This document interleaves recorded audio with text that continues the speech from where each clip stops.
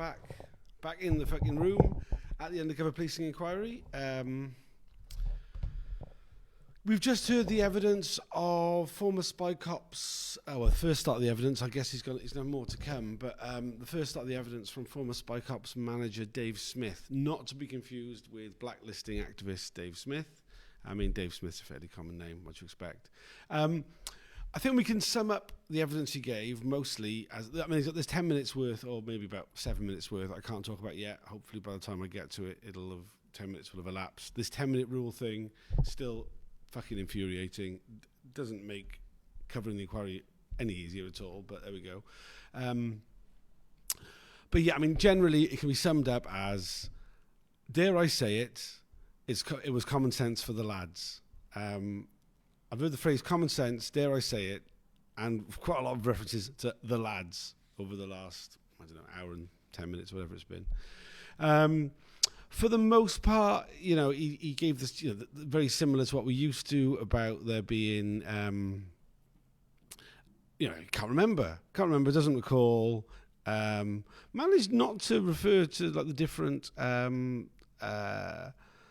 what's it called, the different attitudes of the time. But otherwise, it was the same memory loss bingo we're kind of used to.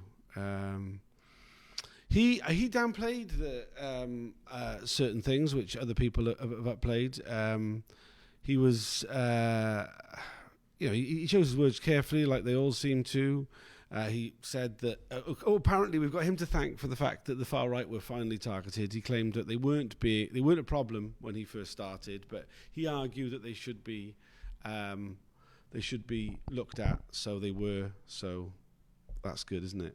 I would say just quickly before I've got a few things about him I want to say, but the 10 minutes hasn't elapsed yet, so I'm having to. 1 second, excuse me. I have to open the door.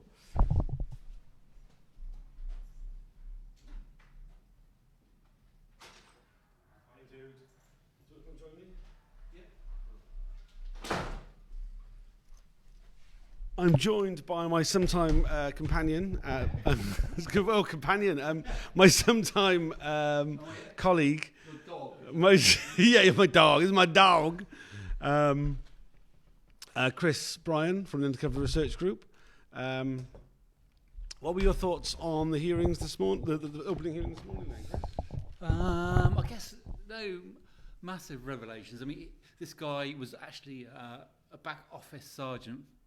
Sorry, talking about David Smith, not to be confused with Dave Smith from the Blacklisting Support Group, obviously.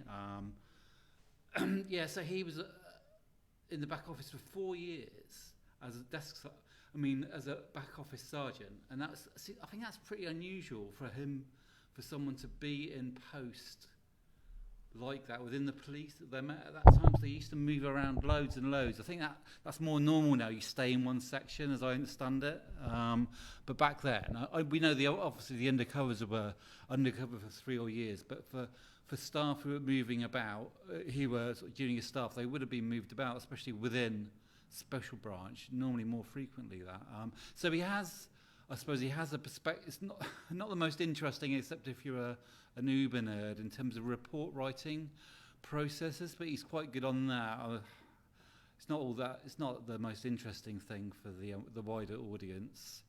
I mean, in terms of jumping into justification for the SDS, there was this essay that he wrote that basically said that most demos and stuff are organised above ground, and basically information can be collected in that way, and there's no need for any kind of surreptitiousness, and therefore seemed to undermine the need for the SDS. But when questioned on that, he said something different, didn't he? Yeah, I mean, he was like, I had to say that because I had to keep the SDS secret from these other special branch officers who were being trained. Despite the fact that he said it was well known within special branch that the SDS existed, it didn't make a lot of sense. And then he went into some detail about how the SDS helped in terms of the public order unit, the A8 as it was then. It just seems pretty weak. Basically, he was saying that although they could generally guess the numbers of demos within a certain degree, the SDS fine-tuned that.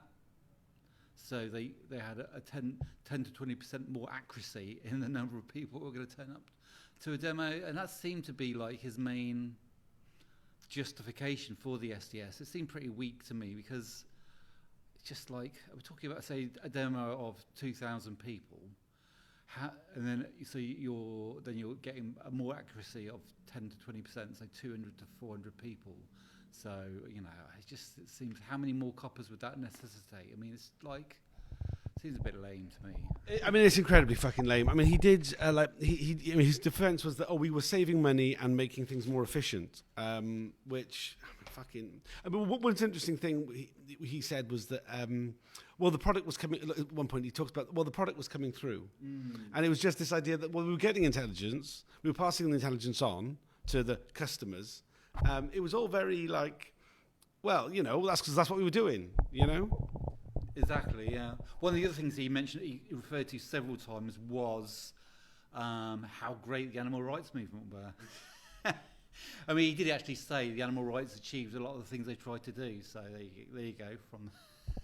But basically, he was saying that traditional left organisations who were organised from the top down were a lot easier to find out stuff about, and therefore, I think he was implying that in that case, then it was easier to collect information, and therefore, was he saying they weren't? It wasn't so useful to infiltrate those organisations because you could find stuff out anyway, because the members would just be told what to do anyway. I'm not sure that, but then he went on to the more anarchistic organisations. Dare I say?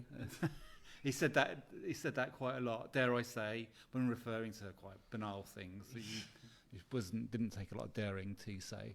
But he said that a few times, didn't he? And also one of the other things he mentioned, which is unusual, or the first time we've heard it, because he was on E Squad, which was at the time he was on it, was purely dedicated to monitoring right-wing organisations. And then because he left, simply saying I don't have his full career path in front of me, but he left E Squad to become head of C Squad, sitting over the SDS in 80-81, and therefore he recommended the SDS did look at right-wing organisations. So, but sorry, carry on. Just say anti-fascist Dave Smith, not to be confused with anti-fascist Dave Smith.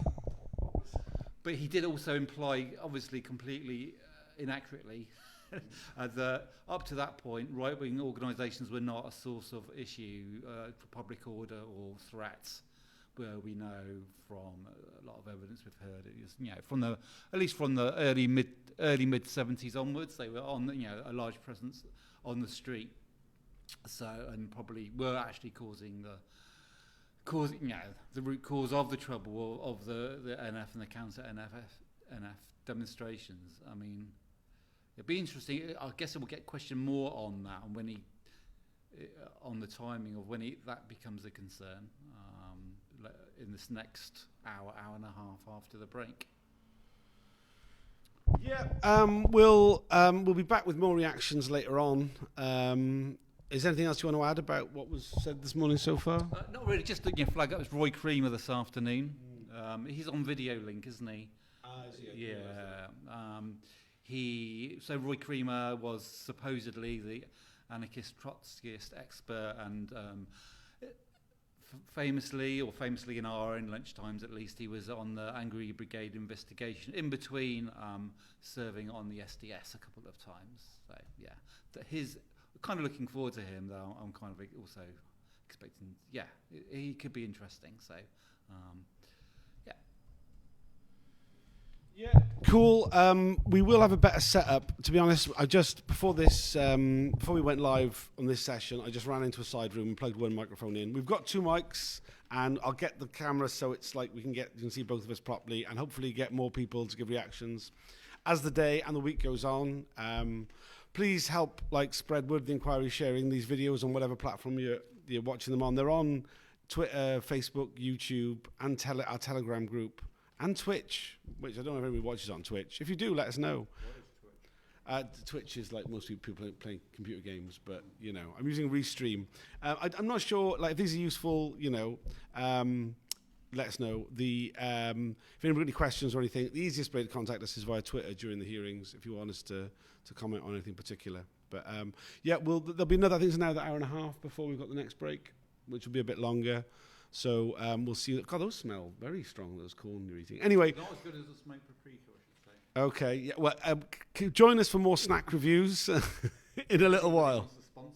Yeah, any sponsors with snack reviews would be great. If you want to buy me a coffee, you can. The link is in my Twitter bio and everywhere else, really. All right, cheers.